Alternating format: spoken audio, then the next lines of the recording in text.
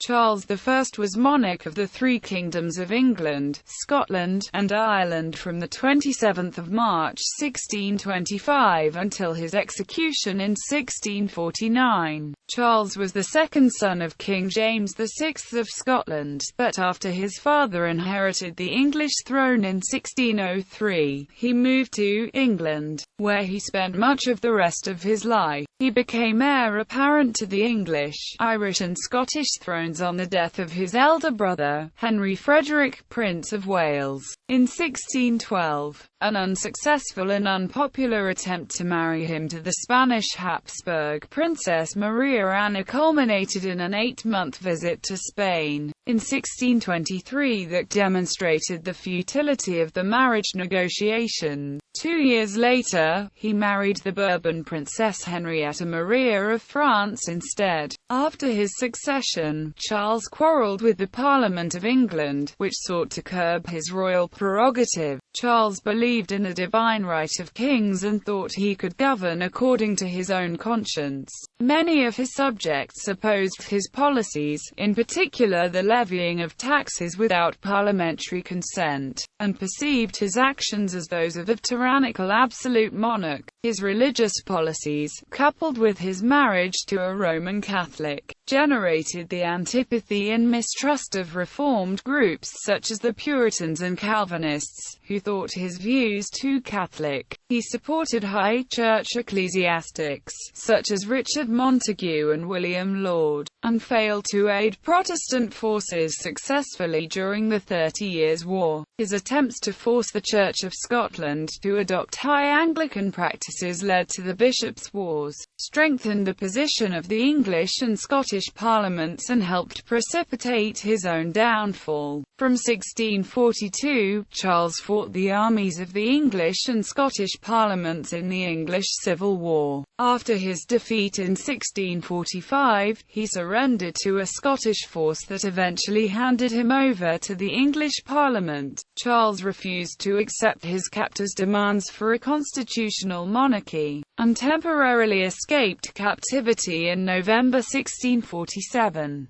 Re-imprisoned on the Isle of Wight, Charles forged an alliance with Scotland, but by the end of 1648 Oliver Cromwell's new model army had consolidated its control over England. Charles was tried, convicted, and executed for high treason in January 1649. The monarchy was abolished and a republic called the Commonwealth of England was declared. The monarchy was restored to Charles's son, Charles II, in 1660. Early life. The second son of King James VI of Scotland and Anne of Denmark, Charles was born in Dunfermline Palace, Fife, on 19 November 1600. At a Protestant ceremony in the Chapel Royal at Holyrood Palace in Edinburgh on 23 December 1600. He was baptised by David Lindsay, Bishop of Ross, and created Duke of Albany, the traditional title of the second son of the King of Scotland, with the subsidiary titles of Marquess of Ormond, Earl of Ross and Lord Ardmanoch. James VI was the first cousin twice removed of Queen Elizabeth I of England, and when she died childless in March 1603, he became King of England as James I. Charles was a weak and sickly infant, and while his parents and older siblings left for England in April and early June that year, due to his fragile health, he remained in Scotland with his father's friend Lord Fyvie, appointed as his guardian. By 1604, when Charles was 3½, he was able to walk the length of the Great Hall at Dunfermline Palace without assistance, and it was decided that he was strong enough to make the journey to England to be reunited with his family. In mid-July 1604, Charles left Dunfermline for England, where he was to spend most of the rest of his life. In England, Charles was placed under the charge of Elizabeth, Lady Carey, the wife of courtier Sir Robert Carey, who put him in boots made of Spanish leather and brass to help strengthen his weak ankles. His speech development was also slow, and he retained a stammer, or hesitant speech, for the rest of his life. In January 1605, Charles was created Duke of York, as is customary in the case of the English sovereign's second son, and made a Knight of the Bath. Thomas Murray, a Presbyterian Scot, was appointed as a tutor. Charles learnt the usual subjects of classics, languages, mathematics and religion. In 1611, he was made a Knight of the Garter. Eventually, Charles apparently conquered his physical infirmity, which might have been caused by rickets. He became an adept horseman and marksman, and took up fencing. Even so, his public profile remained low in contrast to that of his physically stronger and taller elder brother, Henry Frederick, Prince of Wales, whom Charles adored and attempted to emulate. However, in early November 1612, Henry died at the age of 18 of what is suspected to have been typhoid. Charles, who turned 12 2 weeks later, became heir apparent. As the eldest surviving son of the sovereign, Charles automatically gained several titles. 4 years later, in November 1616, he was created Prince of Wales and Earl of Chester. Heir apparent. In 1613, his sister Elizabeth married Frederick V, Elector Palatine, and moved to Heidelberg. In 1617, the Habsburg Archduke Ferdinand of Austria, a Catholic, was elected King of Bohemia. The following year, the Bohemians rebelled, defenestrating the Catholic governance. In August 1619, the Bohemian Diet chose as their monarch Frederick V, who was leader of the Protestant Union, while Ferdinand was elected Holy Roman Emperor in the imperial election. Frederick's acceptance of the Bohemian crown in defiance of the emperor marked the beginning of the turmoil that would develop into the 30 Years' War. The conflict, originally confined to Bohemia, spiraled into a wider European war, which the English Parliament and public quickly grew to see as a polarized continental struggle between Catholics and Protestants.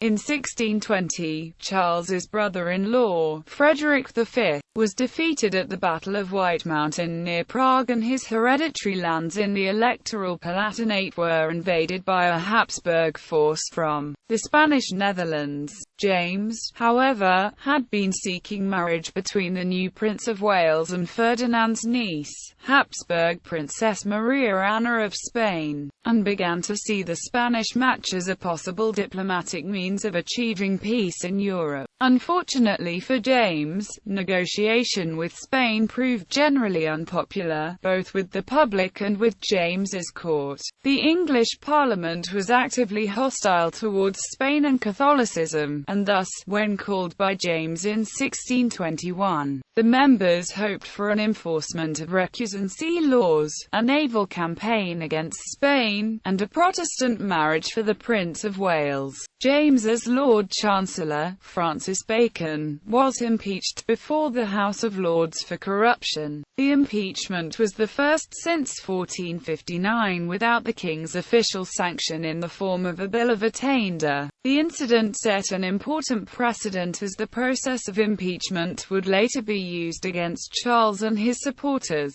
the Duke of Buckingham, Archbishop Laud, and the Earl of Strafford. James insisted that the House of Commons be concerned exclusively with domestic affairs, while the members protested that they had the privilege of free speech within the Commons walls, demanding war with Spain and a Protestant Princess of Wales. Charles, like his father, considered the discussion of his marriage in the Commons impertinent and an infringement of his father's royal prerogative. In January 1622, James dissolved Parliament, angry at what he perceived as the members' impudence and intransigence.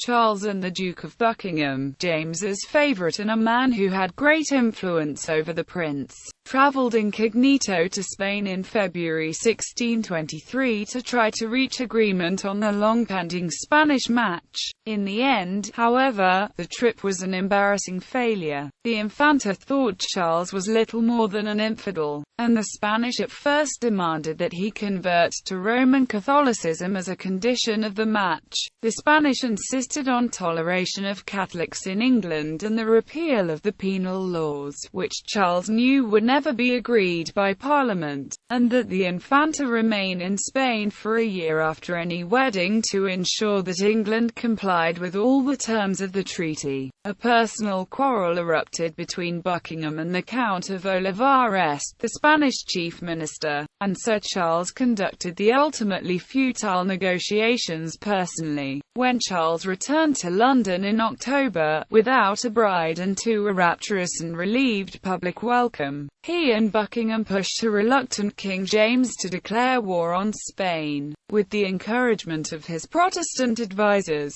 James summoned the English Parliament in 1624 so that he could request subsidies for a war. Charles and Buckingham supported the impeachment of the Lord Treasurer, Lionel Cranfield, 1st Earl of Middlesex, who opposed war on grounds of cost and who quickly fell in much the same manner as Bacon had. James told Buckingham he was a fool, and presciently warned his son that he would live to regret the revival of impeachment as a parliamentary tool. An underfunded makeshift army under Ernst von Mansfeld set off to recover the Palatinate, but it was so poorly provisioned that it never advanced beyond the Dutch coast. By 1624, James was growing ill, and as a result was finding it difficult to control Parliament. By the time of his death in March 1625, Charles and the Duke of Buckingham had already assumed de facto control of the kingdom.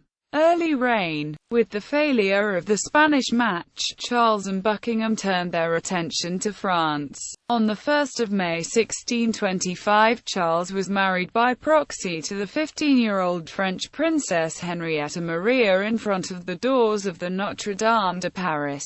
Charles had seen Henrietta Maria in Paris while en route to Spain. The couple married in person on 13 June 1625 in Canterbury. Charles delayed the opening of his first parliament until after the second ceremony, to forestall any opposition. Many members of the Commons were opposed to the king's marriage to a Roman Catholic, fearing that Charles would lift restrictions on Catholic recusants and undermine the official establishment of the Reformed Church of England. Although he told Parliament that he would not relax religious restrictions, he promised to do exactly that in a secret marriage treaty with Louis XIII of France. Moreover, the treaty placed under French command an English naval force that would be used to suppress the Protestant Huguenots at La Rochelle. Charles was crowned on 2 February 1626 at Westminster Abbey, but without his wife at his side because she refused to participate in a Protestant religious ceremony. Distrust of Charles's religious policies increased with his support of a controversial anti-Calvinist ecclesiastic Richard Montague, who was in disrepute among the Puritans.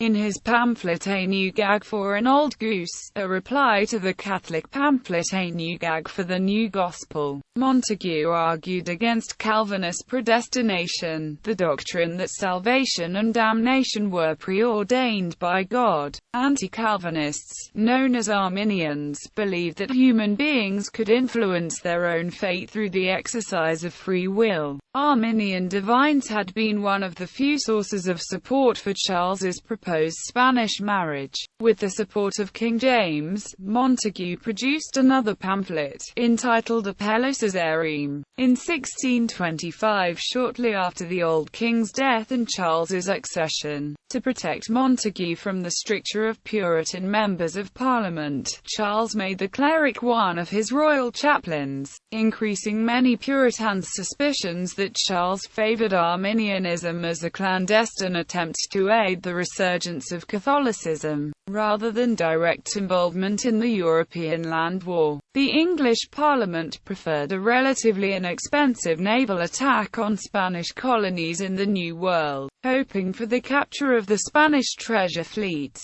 Parliament voted to grant a subsidy of £140,000, which was an insufficient sum for Charles's war plans. Moreover, the House of Commons limited its authorization for royal collection of tonnage and poundage privilege to a period of 1 year, although previous sovereigns since Henry VI of England had been granted the right for life. In this manner, Parliament could delay approval of the rates until after a full-scale review of customs revenue. The bill made no progress in the House of Lords past its first reading. Although no parliamentary act for the levy of tonnage and poundage was obtained, Charles continued to collect the duties. A poorly conceived and executed naval expedition against Spain under the leadership of Buckingham went badly, and the House of Commons began proceedings for the impeachment of the Duke. In May 1626, Charles nominated Buckingham as Chancellor of Cambridge University in a show of support, and had two members who had spoken against Buckingham, Dudley Diggers and Sir John Eliot, arrested at the door of the House. The Commons was outraged by the imprisonment of two of their members, and after about a week in custody, both were released. On 12 June 1626, the Commons launched a direct protestation attacking Buckingham, stating, "We protest before your Majesty and the whole world that until this great person be removed from intermeddling with the great affairs of state, we are out of hope of any good success, and do fear that any money we shall can give will, through his misemployment, be turned rather to the hurt and prejudice of this your kingdom than otherwise, as by lamentable experience we have found those large supplies formerly and lately given." Despite Parliament's protests, however, Charles refused to dismiss his friend, dismissing Parliament instead. Meanwhile, domestic quarrels between Charles and Henrietta Maria were souring the early years of their marriage. Disputes over her jointure, appointments to her household, and the practice of her religion culminated in the king expelling the vast majority of her French attendants in August 1626. Despite Charles's agreement to provide the French with English ships as a condition of marrying Henrietta Maria, in 1627 he launched an attack on the French coast to defend the Huguenots at La Rochelle. The action, led by Buckingham, was ultimately unsuccessful. Buckingham's failure to protect the Huguenots, and his retreat from Saint-Martin-d'Arry spurred Louis XIII's siege of La Rochelle and furthered the English Parliament's and people's detestation of the Duke. Charles provoked further unrest by trying to raise money for the war through a forced loan, a tax levied without parliamentary consent. In November 1627, the test case in the King's Bench, the Five Knights case, found that the king had a prerogative right to imprison without trial those who refused to pay the forced loan. Summoned again in March 1628, on 26 May Parliament adopted a petition of right,